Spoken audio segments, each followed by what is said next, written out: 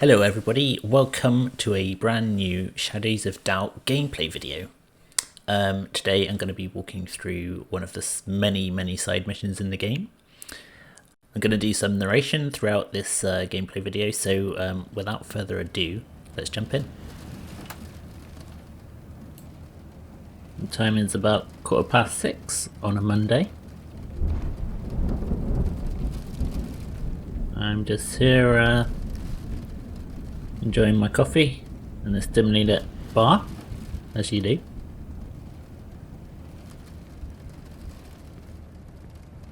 I think it's probably time to go do some detective work.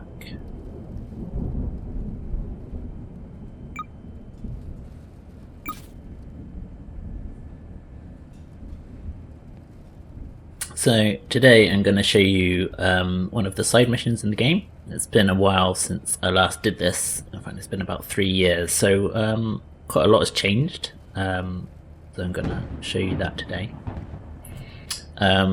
We still select the side missions from these phone booths. You can find them in public places.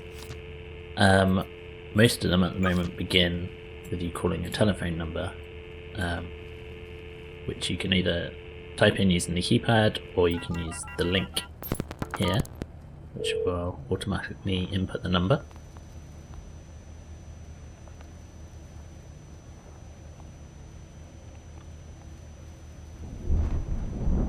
So this side mission involves photographing somebody.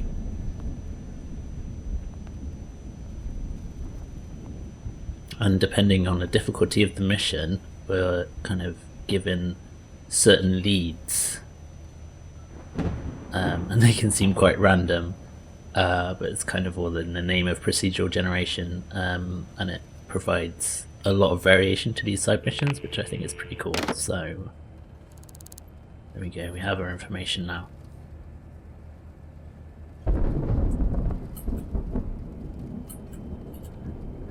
So what we've got here is some information about our target. Age 58, short brown hair, workplace is Sink and Sons,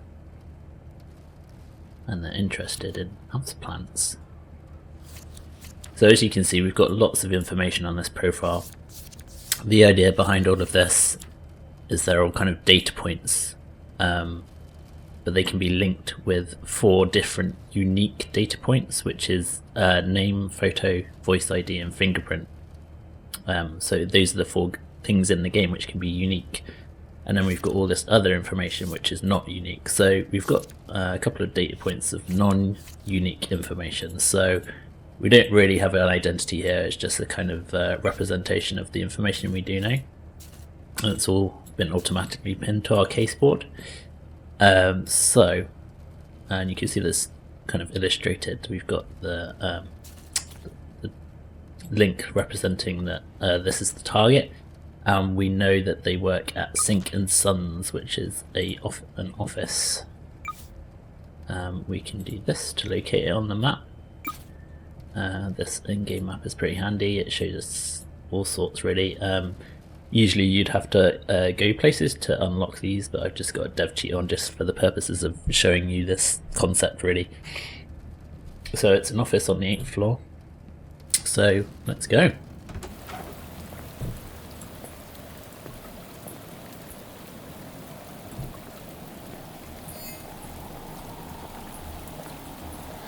I'm really pleased with the rain effects we've got. Everything you see here is still work in progress, but yeah, the game's come a long way since I last shown it in this kind of format, so yeah, I hope you enjoy. Some citizens without umbrellas might run to escape the rain, and occasionally you get someone who really doesn't mind it at all. It all depends on their generated personality. We were thinking of having someone dance in the rain, a very small possibility that you get someone dancing around, but it might look a bit weird.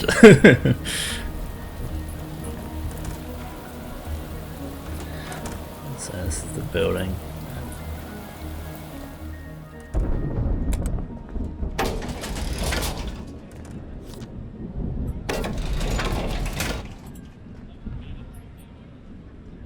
So yeah, everything you see is in work in progress, so do bear with me if we encounter any bugs. Hopefully we won't.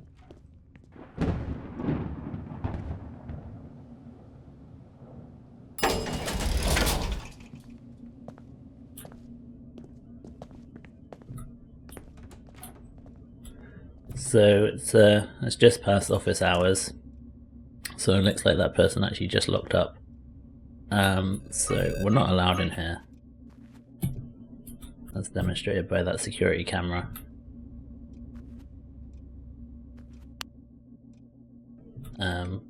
But there's no one else around, so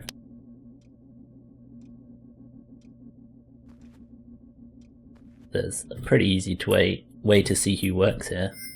We've got a note for the office, the backroom office, which is that room there. That might come in handy. So a new feature we have is every citizen has their own handwriting in the game. Sometimes it's not super readable, so we've got this toggle to toggle it into more readable text. But that's another data point on these profiles, is that we've got handwriting, so you can get handwriting samples and match things that way, which is pretty cool. So we know they have short brown hair and work here, so let's have a look. Well, he certainly seems like he's got short brown hair. He's a possible suspect.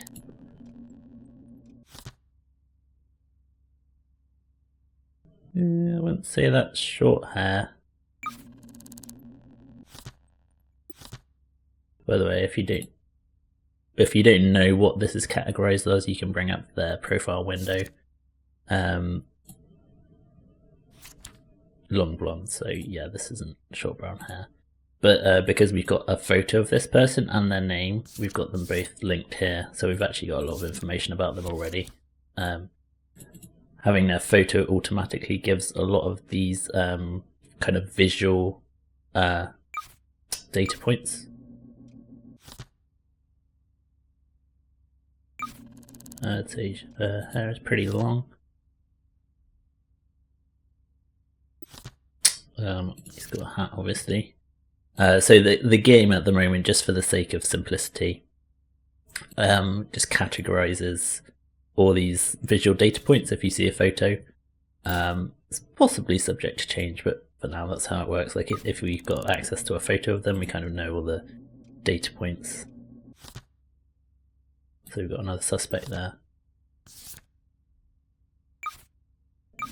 Short blonde hair.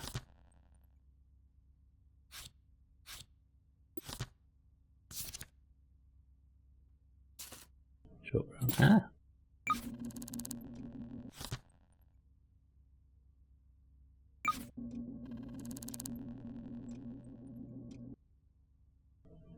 Right, so you've got some suspects here.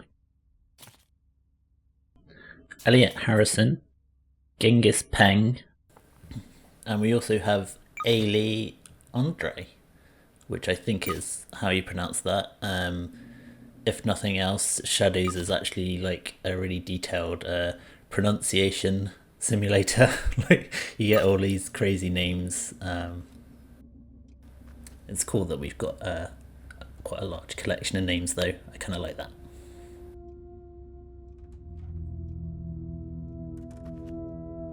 What we're looking for is more information. Oh.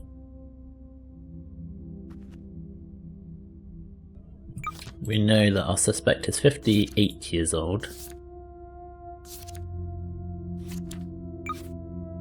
And is interested in houseplants, so it's possible there might be a clue on their desk. They might have a little plant or something. So yeah, what we're trying to do is avoid the security camera.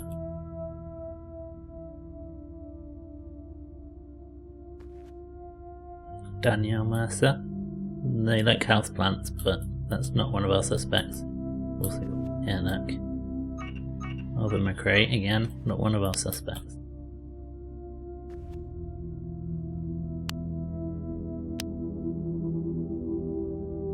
So what we can do, because that camera is a little bit annoying, is that we can manually disable it by finding one of these boxes. So these boxes are everywhere in the world. They're called breaker boxes, and what they allow you to do is temporarily disable certain security systems. So we have to spend a few lockpicks to lockpick it. But once we do, we've got switches for security systems. Security doors, they're big metal doors that come down and the alarm goes off, so we don't need to do that. And we've got one for the lights as well. But we only really care about the security one right now. So that'll disable security systems in this kind of address for a short time. Not too long, mind you, so it's kind of disabled now. We might want to race back to that lever if it comes back on.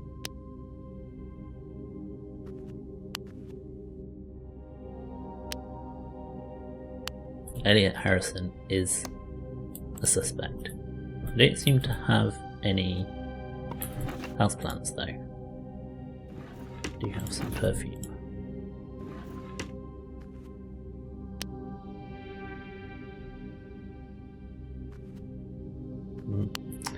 I'm not sure about them.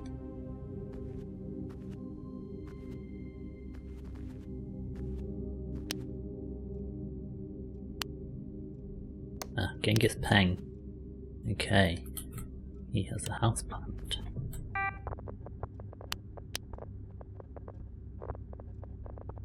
So, something you'll notice in Shadows of Doubt, it always gives you an opportunity to be a very corrupt detective. You can steal things. Of course you don't have to. But I will. Lots of perfume in this office. It must smell very nice. So we don't actually have a password for the computer. And usually there's a note around, a kind of password reminder note. But we don't have that in this case. So there are a couple of ways we could get this password. We could visit their apartment, and there will definitely be a note there alluding to their password. And we kind of want to visit there anyway. But there's also a couple of workarounds for that. So in this case, I'm gonna buy a code breaker from the handy vending machine outside. Usually you'll be able to find these vending machines in City Hall. It's kind of part of our law that all the detective work in the city is outsourced, so you get these kind of vending machines dispensing all sorts of detective equipment. It just so happens there's one outside, but it's kind of useful, and I'll show off the code breaker gadget here. So this gadget is heavily inspired by the one in No One Lives Forever, which is one of my favourite games. It's a code breaker which I think what's happening is it's pressing every single key combination by using brute force until it guesses the right code. But yeah, thanks Monolith and No One Lives Forever for inspiring me. Have his password now. We've got an address to 1283 Tang Heights. We've even got a telephone number there. You can do all sorts on the computer. We've got a lot more planned than this. You can check their email as well.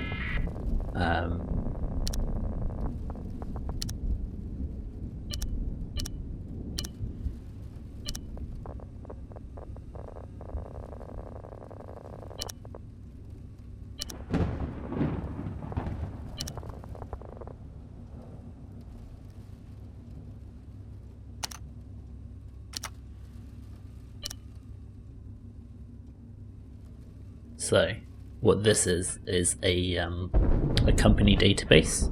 So every address will have kind of information on their employees. And to do this, we need to know who we're looking for. So in this case, we can get the record on Peng.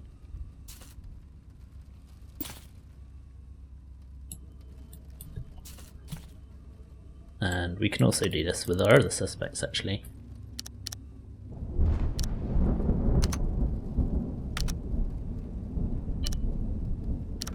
Elliot Harrison.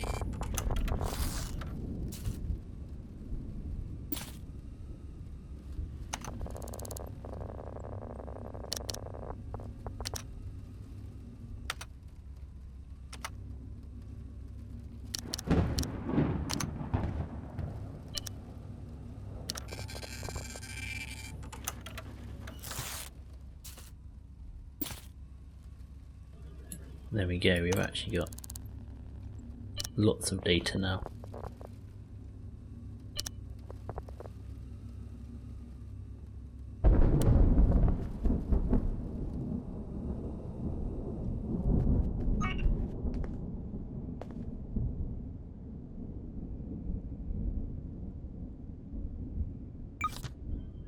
So, Elliot is 39.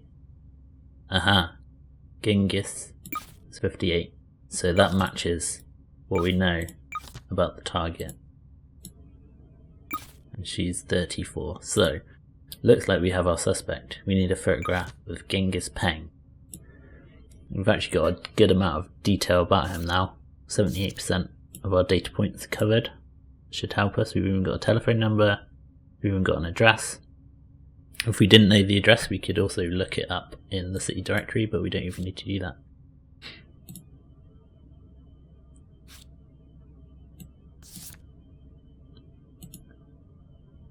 And we know his passcode even. I'm going to skip ahead slightly. So we've arrived at Genghis's apartment here, and we're stood outside. We've watching this door, and this is where Genghis lives. Notice we've got some footprints here too. We can actually use our print scanner to find out what size they are. You never know, that might come in use somehow. Probably not. It's a cool feature.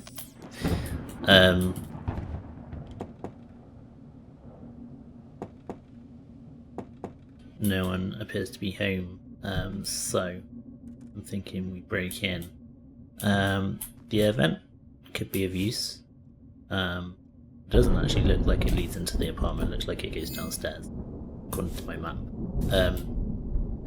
So I think the only way in right now is through the door, and I don't want to lockpick it just yet because the security camera will catch me, but because this breaker box, like the one we saw in the office, is in the corner, I think I've got a much better chance of picking that before it notices me, so I'm going to give that a go now.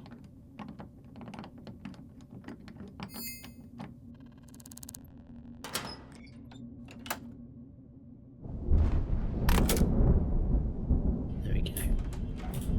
Oh.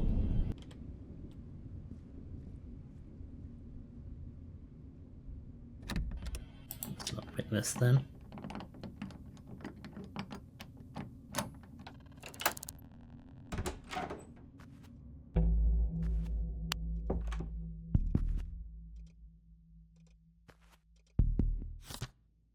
Ooh, we've got a receipt, Indigo Artist Saloon. So this receipt actually might be super useful for locating Genghis. It shows that it's a restaurant they go to, or a bar, I think it is. It's a bar they go to. So they could be there right now. So let's just finish off looking around their apartment, and then maybe this is our next destination. Well, we already know his password. Already know that too.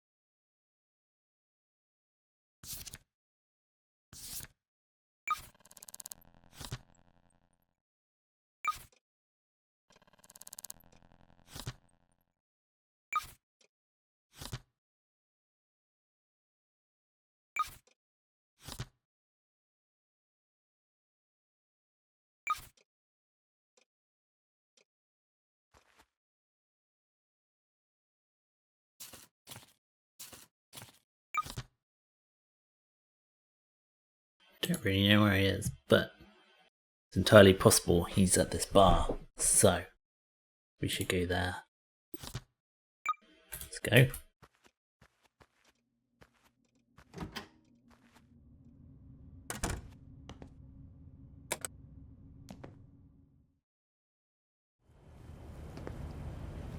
Well, it's very messy in here.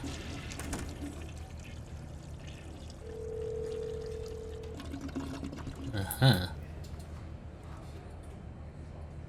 Genghis Paint. Well, I need a photo of you. I think what we'll do in the final version is have them maybe not be so happy about having their photo taken in public like this. Maybe they'll start chasing you.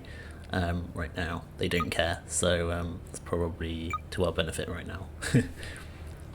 So this is the resolution form. We've got all the questions we need to answer here. In this case it's just literally take a photo of the target, and we've done just that. So you can select any piece of evidence that we've pinned to the board, which we have, and now we can plot a route to the hand in. We've got to slip it under the door.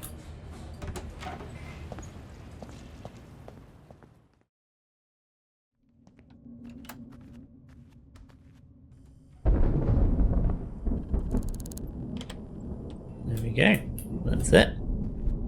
We've got a short amount of time to wait, which is really nothing major, till we found out if we've got the right person. I mean, I'm pretty sure it's him, I'm pretty sure we've got it right. So yeah, let's find out.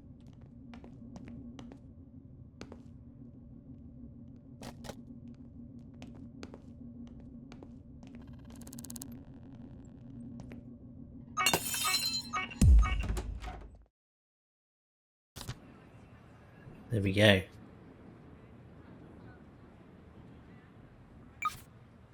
Oh, we only got to see because I spent ages doing this. But there we go. This is how the side missions work in Shadows of Doubt. Lots of different types of these. This is only a very, very basic one. In fact, this is probably like the most basic one we have. There's going to be all sorts. Some of them are kind of nefarious. Some of them are a bit more in depth, a bit more detective-y. You can find more about the game at shadows.game. Please wishlist us on Steam if that's your thing, because that helps us massively. So please do that if this game looks interesting to you. And you can follow us on our social media accounts, which you'll find at that link. You could also follow me personally at Cole Jeffries on Twitter. I usually post more about the dev side of things if that's what you're interested in. Yeah, but please follow us any way you can if you're interested. We'll be doing more things like this, I expect, throughout the year. Yeah, thank you for watching, everybody. I hope you've really enjoyed this. It's quite a lot of fun to record. I don't usually play for huge amounts of time. So it's always fun to do something like this, and always actually gives me a couple of new ideas, especially to do with the AI and stuff. So yeah, thank you, and please enjoy this bonus footage of me trying to take down a doppelganger by throwing bottles at him and failing miserably. So I'll just leave you with this footage here. Yeah, hopefully see you soon in another video. Bye.